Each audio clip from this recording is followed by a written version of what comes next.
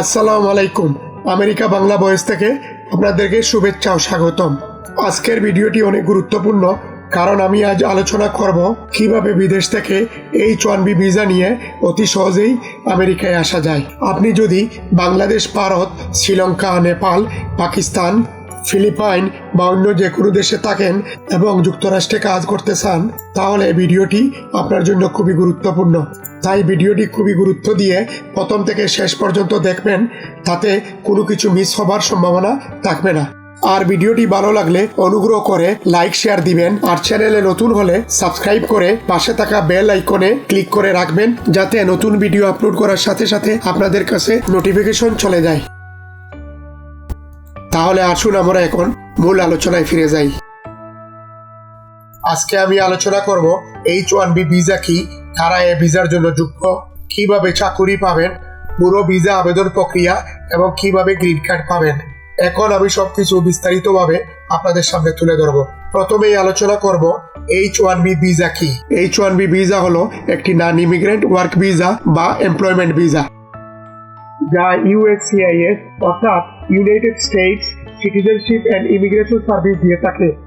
এই ভিসাটি মূলত স্পেশালিটি অকুপেশনসের জন্য, অর্থাৎ যেসব পেশায় থিওরিটিক্যাল বা টেকনিক্যাল নলেজ দরকার। উদাহরণ হিসাবে বলতে পারি software engineer, doctor, nurse, data analyst, civil engineer, finance manager, professor, professional video editor, graphic designer, web developer, architect বা স্থপতি, lawyer, HR manager, music producer, theatre কোম্পানির টেকনিক্যাল ডাইরেক্টর, ফিল্ম স্টুডিওর ডিজিটাল মিডিয়া স্পেশালিস্ট, জার্নালিস্ট বা সাংবাদিক সহ বিভিন্ন ধরনের skill পেশা। এইসব পেশায় কাজের অভিজ্ঞতা থাকলে আপনি H1B ভিসার জন্য আবেদন করতে পারেন। যোগ্যতা ও শর্ত। H1B ভিসার জন্য যে সমস্ত মূল যোগ্যতা থাকতে হবে: ব্যাচেলর ডিগ্রি বা সমমানের ইন্টারন্যাশনাল ডিগ্রি থাকতে হবে। কিছু পেশার জন্য স্পেশালাইজড ডিগ্রি, যেমন ডক্টরের জন্য MD বা DO, লয়ারের জন্য JD, প্রফেসরের জন্য PhD বা EDD ডিগ্রি থাকতে হবে। অনেক ক্ষেত্রে 3 থেকে 5 বছরের রিলেভেন্ট কাজের অভিজ্ঞতা লাগবে, যেমন সফটওয়্যার ইঞ্জিনিয়ারের জন্য 2 থেকে 3 বছরের, প্রজেক্ট ম্যানেজার কমপক্ষে 5 বছরের, HR বা অ্যানালিস্ট শুধু ডিগ্রি হলেও চলবে। ইংলিশ ল্যাঙ্গুয়েজ প্রফিসিয়েন্সি কিছু ক্ষেত্রে লাগতে পারে, বিশেষ করে যদি আপনার পরিবারের কোনো সদস্য আমেরিকায় থাকেন এবং তিনি আপনার জন্য H1B ভিসা অ্যাপ্লাই করে থাকেন। ওয়ার্কারের জন্য IELTS বা TOEFL বাধ্যতামূলক না হলেও অনেক সময় কোম্পানি ডিমান্ড অনুযায়ী লাগতে পারে। ভিসা পাওয়ার জন্য আপনাকে 4টি স্টেপ বা ধাপ অনুসরণ করতে হবে। স্টেপ নাম্বার 1, চাকুরির অফার খোঁজা। আপনাকে প্রথমে US এর কোনো কোম্পানি থেকে জব অফার পেতে হবে। এই অফারই H1B স্পন্সরশিপের মূল চাবিকাঠি। LinkedIn, Glassdoor, Indeed, Monster, Careerjet, Dice প্রভৃতি জব সার্চ পোর্টালে খোঁজ করুন। তবে লিঙ্কডইন হচ্ছে বেস্ট জব পোর্টাল। আপনাদের সুবিধার্থে আমি ডেসক্রিপশন বক্সে বিখ্যাত কয়েকটি জব পোর্টালের লিঙ্ক দিয়ে দিব। লিঙ্কডইনে গিয়ে সার্চ বারে ভিসা স্পন্সরশিপ অ্যাভেলেবল বা H1B স্পন্সর লিখে সার্চ করলে আপনারা বিভিন্ন কোম্পানির খোঁজ পেয়ে যাবেন। একটি প্রফেশনাল লিঙ্কডইন প্রোফাইল তৈরি করুন, যেখানে আপনার এডুকেশন, ওয়ার্ক এক্সপিরিয়েন্স ও স্কিল সুন্দরভাবে লেখা থাকবে। স্টেপ 2, এমপ্লয়ার বা কোম্পানি আপনার ভিসার জন্য আবেদন করবে।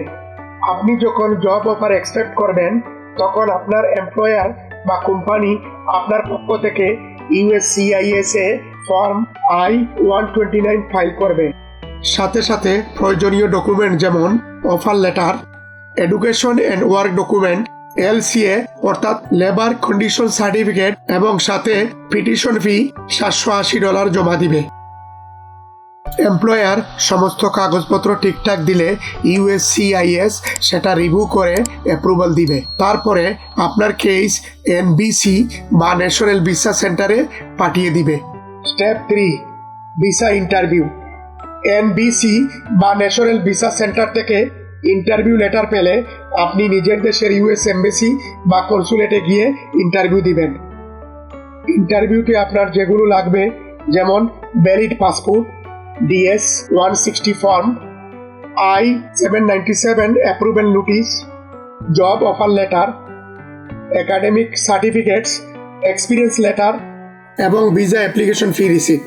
ইন্টারভিউতে আপনাকে কনসুলার অফিসার যে ধরনের প্রশ্ন করতে পারে, যেমন আপনার জব সম্পর্কে প্রশ্ন করতে পারে, এমপ্লয়ার সম্পর্কে প্রশ্ন করতে পারে, আপনার ওয়ার্ক এক্সপিরিয়েন্স সম্পর্কে প্রশ্ন করতে পারে, আপনার এডুকেশন সম্পর্কে প্রশ্ন করতে পারে। যদি আপনি ইন্টারভিউ ভালো করে দেন এবং কনসুলার অফিসারকে সন্তুষ্ট করতে পারেন, তাহলে কনসুলার অফিসার আপনার পাসপোর্টে H-1B ভিসা স্টাম্প করে দিয়ে দিবে। এখন বলছি স্টেপ 4, কিভাবে আমেরিকায় যাত্রা ও কাজ শুরু করবেন। ভিসা পাওয়ার পরে আপনি আমেরিকায় লিগেলি ঢুকতে পারবেন এবং আপনার নির্ধারিত কোম্পানিতে চাকুরি শুরু করতে পারবেন। মনে রাখবেন, আপনাকে ভিসার মেয়াদ শেষ হওয়ার আগে অবশ্যই আমেরিকায় প্রবেশ করতে হবে। এখন আপনাদের মনে প্রশ্ন, এভাবে H-1B ভিসার মাধ্যমে আসলে আপনি কি গ্রিন কার্ড পাবেন বা ইউএস সিটিজেন হতে পারবেন? উত্তর হলো অবশ্যই পারবেন। আপনার এমপ্লয়ার চাইলে আপনাকে ফার্ম লেবার সার্টিফিকেশন এবং ফর্ম I-140 এর মাধ্যমে স্পন্সর করতে পারে এবং আপনি গ্রিন কার্ডের জন্য আবেদন করতে পারবেন। এখন বলছি গ্রিন কার্ড আবেদন করার সময় কি কি লাগবে। Employment proof, I-140 approval, medical report, police clearance, affidavit of support এবং ফাইলিং ফি। এরপর USCIS সব কিছু রিভিউ করে আপনাকে ফিঙ্গারপ্রিন্টের জন্য ডাকবে এবং ফিঙ্গারপ্রিন্ট দেওয়া পরে আপনাকে ইন্টারভিউ দিতে হবে। ইন্টারভিউ ভালো হলে আপনার ঠিকানায় গ্রিন কার্ড পাঠিয়ে দিবে। H-1B ভিসার মাধ্যমে গ্রিন কার্ড পাওয়া অন্য অনেক ক্যাটাগরির চেয়ে অনেক সহজ, কারণ এতে কোনো লটারি বা এজ ব্যারিয়ার নেই। এখন বলছি স্যালারি এবং কি কি সুযোগ সুবিধা পাওয়া যায়। H-1B ভিসাধারীদের বেতন বার্ষিক $60,000 থেকে $2,16,000 পর্যন্ত হতে পারে। এটি শুধুমাত্র ভালো আয়ের সুযোগ নয়, বরং এটি আপনাকে আমেরিকান ওয়ার্ক কালচার এবং পার্মানেন্ট রেসিডেন্সির পথেও এগিয়ে দেয়। এমনকি আপনি আমেরিকান নাগরিকও হতে পারেন। তাই আপনারা এই সুযোগটি হাতছাড়া করবেন না। আশা করি আজকের ভিডিওটির মাধ্যমে আপনারা H-1B ভিসা বা এমপ্লয়মেন্ট ভিসার সম্বন্ধে অনেক কিছু জানতে পেরেছেন। আপনাদের কোনো প্রশ্ন থাকলে অবশ্যই কমেন্টের মাধ্যমে জানিয়ে দিবেন, আমি অবশ্যই উত্তর দিব ইনশাআল্লাহ।